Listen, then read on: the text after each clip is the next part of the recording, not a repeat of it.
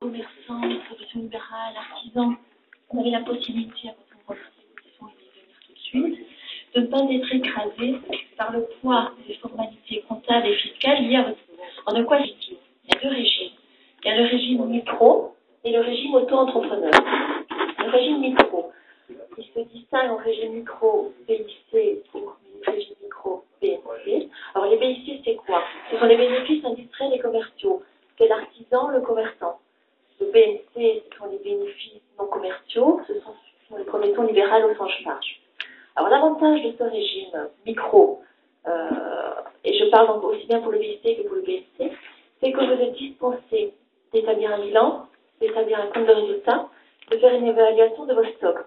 Vous devez juste, en fait, établir chaque année, enfin, tenir, en fait, régulièrement un registre des achats, avec les achats que vous faites, et un livre journal avec les recettes que vous percevez, accompagné des factures que vous émettez. Qu'est-ce qu'il apporte ce régime micro et qui fait que vous soyez allégé au niveau de vos formalités? Vous déclarez en année, dans votre 2042, plus précisément la 2042C, c'est qu'il y a la 2042 complémentaire. La 2042, en fait, c'est la déclaration que tourne la déclaration du foyer. Vous déclarez en fait un chiffre d'affaires brut, qui sont les recettes que vous avez récoltées, et l'administration fiscale vous applique un abattement forfaitaire, je vais revenir tout de suite, je vais le montant d'abattement, qui est censé représenter artificiellement le montant de vos charges et des amortissements sur l'immobilisation. Alors, bien entendu, ce régime n'est pas ouvert à tout le monde. Il faut remplir des conditions. Alors, donc, des conditions en termes de chiffre d'affaires. Le commerçant, ce qu'on appelle le BIC, le commerçant, pour les prestations de vente, il ne doit pas réaliser un chiffre d'affaires supérieur à 80 300 € sur l'année. Le commerçant, l'artisan qui effectue ce qu'on appelle des prestations de services ne doit pas réaliser un chiffre d'affaires supérieur à 32 100 €. Et la profession libérale, c'est aussi 32 100 €. À ce chiffre d'affaires, donc si vous êtes en deçà de ces seuils-là, vous pouvez bénéficier de ce régime micro et on vous applique un abattement. Alors, dans le premier cas, l'abattement est de 71% pour le commerçant qui fait des ventes. Alors, je rentre dans les détails, il y a aussi les ventes, il y a aussi la location de logements non meublés. Pour celui qui fait des prestations de services, qui réalise des prestations de services, donc la prestation de service, c'est tout ce qui est le savoir-faire. Hein. Je donne des cours de langue, par exemple, c'est une prestation de service. Là, vous avez un abattement de 50%, et pour la profession libérale, l'abattement est de 34%.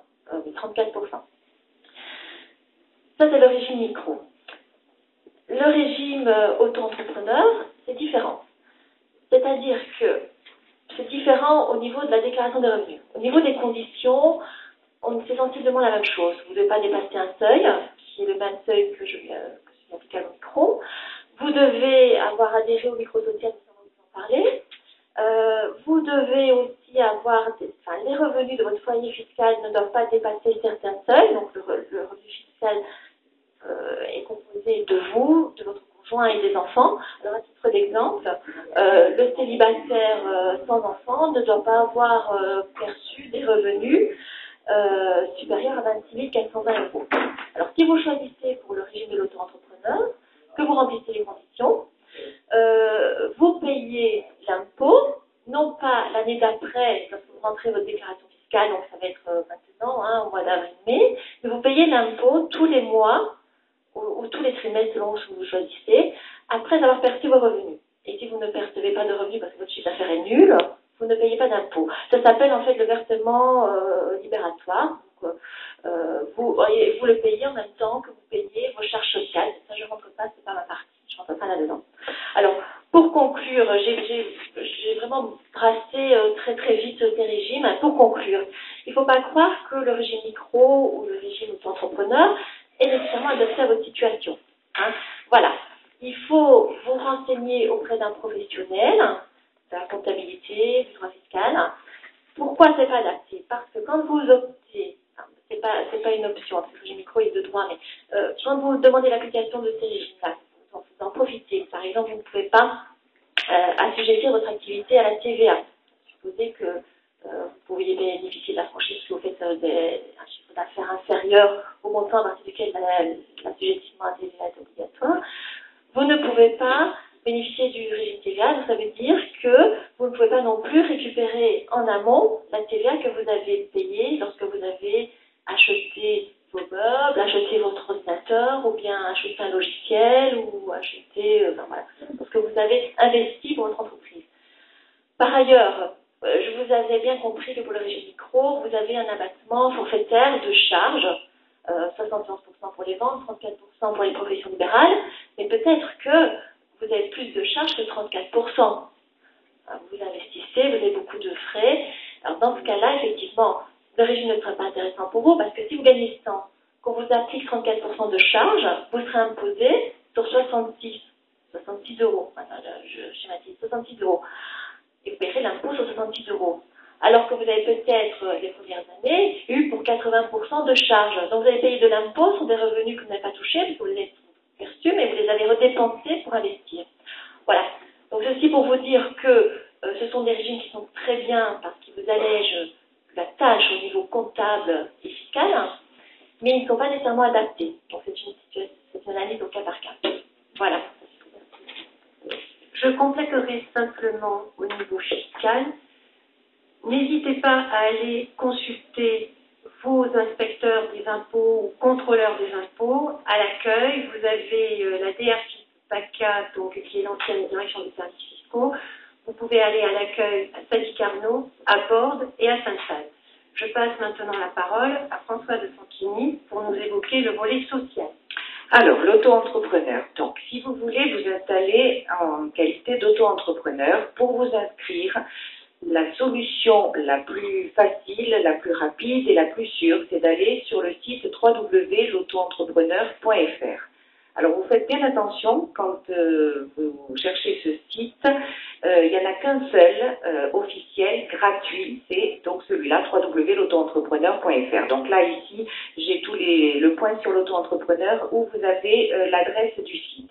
Parce qu'il y a des sites qui ressemblent à celui-là et qui vous font payer donc les formalités d'inscription. Donc le seul site officiel est gratuit. Donc c'est le moyen le plus simple pour s'inscrire. Autrement, vous pouvez toujours aller à votre centre de formalité des entreprises. Si c'est une activité commerciale, vous pouvez aller donc au RSI. Si c'est une activité libérale, vous pouvez aller donc à l'URSSAF. Quand vous faites votre immatriculation, donc auto-entrepreneur par le site, sur Internet, vous avez également la possibilité de demander l'ACRE en même temps. C'est-à-dire que quand vous faites votre inscription, à un moment, on va vous poser la question, est-ce que vous pouvez bénéficier de l'ACRE? Donc, je ne rentre pas dans l'ACRE, vous savez les conditions pour pouvoir bénéficier de l'ACRE, demandeur d'emploi, inscrit depuis tant de temps ou avec des allocations et puis beaucoup d'autres conditions. Donc, on vous pose la question. Si vous répondez oui, vous avez une fenêtre qui s'ouvre. Et cette fenêtre, donc, c'est votre demande d'ACRE que vous imprimez, puis vous continuez votre déclaration. Quand vous avez fini votre déclaration, vous, de l'auto-entrepreneur, vous avez un récépissé, vous complétez votre déclaration ACRE à la main, vous y joignez le récépissé de votre inscription à l'auto-entrepreneur et vous envoyez tout cela donc à l'URSSAF. Si vous ne recevez pas de réponse d'ici 45 jours, ça c'est un accord tacite et normalement si vous avez bien envoyé votre formulaire d'ACRE correctement rempli et signé avec le justificatif correspondant, donc vous avez l'accord. Voilà pour l'inscription. Après, une fois que vous êtes inscrit, que vous avez eu votre numéro SIRET, il est conseillé de revenir sur le site et là de s'inscrire pour déclarer et payer également par Internet. Vous verrez que c'est le moyen le plus simple. Vous savez maintenant que pour l'auto-entrepreneur, vous êtes obligé de faire les déclarations, même si vous avez un chiffre d'affaires égal à 0. Vous êtes obligé tous les mois ou tous les trimestres, selon ce que vous avez choisi, de faire la déclaration. Donc le plus simple, c'est de la faire par Internet.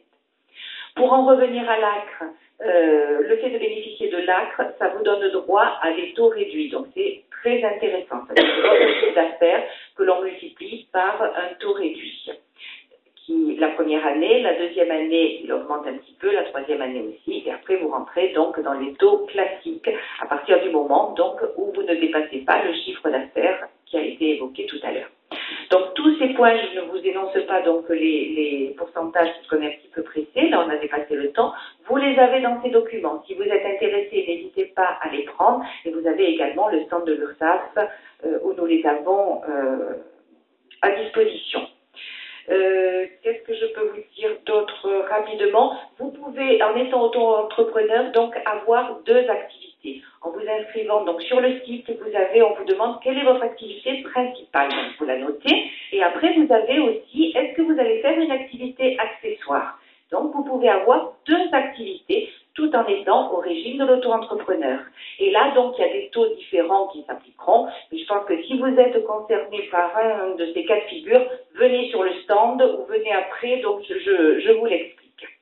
Voilà, je vais laisser la parole à mon collègue qui va vous évoquer, lui, des prestations donc sur le plan de la maladie et de la retraite. Merci. Donc là, on a évoqué les cotisations à verser, le volet fiscal, le volet social, mais le fait de cotiser au RSI vous donne des droits, c'est-à-dire que le RSI, c'est la sécurité sociale des indépendants, ça vous donne droit à des cotisations qui valident des trimestres pour la retraite et aussi un droit au niveau de la maladie. Alors quand on parle de droit maladie, c'est-à-dire la gestion de la carte verte, pour être un peu, pour vulgariser un petit peu. C'est-à-dire que vos droits, vous changez de branche de la sécurité sociale, pour la plupart d'entre vous, vous étiez peut-être au régime général, vous passez au régime des indépendants.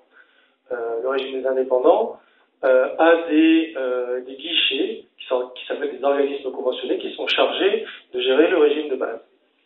Qu'on soit auto-entrepreneur ou en micro-entreprise sans avoir opté pour le régime microsocial simplifié, vous êtes affilié d'office au RSI et donc à l'organisme conventionné si votre activité d'indépendant n'est pas une activité principale, c'est-à-dire dans le cas où vous êtes salarié et que, par exemple, l'auto-entrepreneur, vous l'exercez à titre complémentaire, accessoire.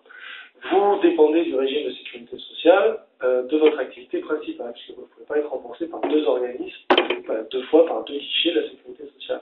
Donc tout ça, c'est à déclarer lors de la formalité au centre de formalité des entreprises ou alors sur le site du RSI en ce qui concerne la maladie. Maintenant, en ce qui concerne la retraite, je vous dirais tout simplement, quand on est indépendant, c'est pas parce qu'on exerce du 1er janvier au 31 décembre 6 jours par semaine et 17 heures par jour qu'on va valider 4 trimestres. C'est une notion très très importante. La validation de trimestre pour un indépendant est différente de celle des salariés parce que quand on est salarié, on a au minimum le SMIC pour un temps plein. Alors qu'un indépendant, il peut déclarer 0. Ça veut dire qu'un indépendant valide des trimestres par rapport à ce qu'il cotise. Et il peut valider, suivant son montant de cotisation et par rapport à son revenu, 1, 2, 3 ou 4 trimestres au plus. Voilà, ça c'est une notion qui est très importante au niveau des indépendants parce que on a souvent, malheureusement, dans les accueils du RSI, des personnes qui viennent demander leur retraite en disant « Moi j'ai exercé plus de 40 ans, j'ai fait mon calcul, j'ai plus de 162, 3, 4 trimestres suivant l'année d'âge, donc je veux ma retraite au taux plein. » On s'aperçoit que pendant 10 ans, par exemple, il a été gérant de société ou qu'il a déclaré un déficit ou un revenu nul. Et donc, pendant 10 ans, on lui a validé, au lieu de 40 trimestres, on lui a validé 10 trimestres. Donc, il peut avoir virtuellement, par rapport à ses trimestres d'activité, une différence avec ses trimestres de cotisation de, vous voyez, 30 trimestres. Donc, il lui fallait 163 trimestres pour quelqu'un qui est dans 51, 163 trimestres. Il se retrouve avec 130 trimestres, ça lui fait un abattement de 30% sur le calcul de sa retraite qui peut lui être versée, aussi bien au RSI qu'à tous les autres organismes de retraite. Vous voyez un peu la difficulté que peut poser ce genre de choses. Donc c'est quelque chose qu'en tant que chef d'entreprise, pour vous personnellement, puisque vous cotisez, vous vous ouvrez des droits en ce qui vous concerne personnellement. Et pour la retraite, c'est très très important. Surtout que c'est l'actualité, hein, vous voyez, vous pouvez voir depuis un an que les lois ont été votées, que les trimestres nécessaires pour l'obtention de la retraite au taux plein et aussi l'âge nécessaire ne cessent d'augmenter. Donc c'est une notion qui est très très importante au niveau de la validation des trimestres. Voilà, après je vous invite à venir peut-être au stand aujourd'hui ou demain pour des questions complémentaires et peut-être un peu plus personnelles, puisqu'il y a un cas particulier sur chaque dossier et sur chaque personne. Nous vous remercions de votre attention et nous vous souhaitons une bonne soirée avec toutes ces informations que vous avez entendues aujourd'hui. Voilà. Et bonne route, bonne aventure.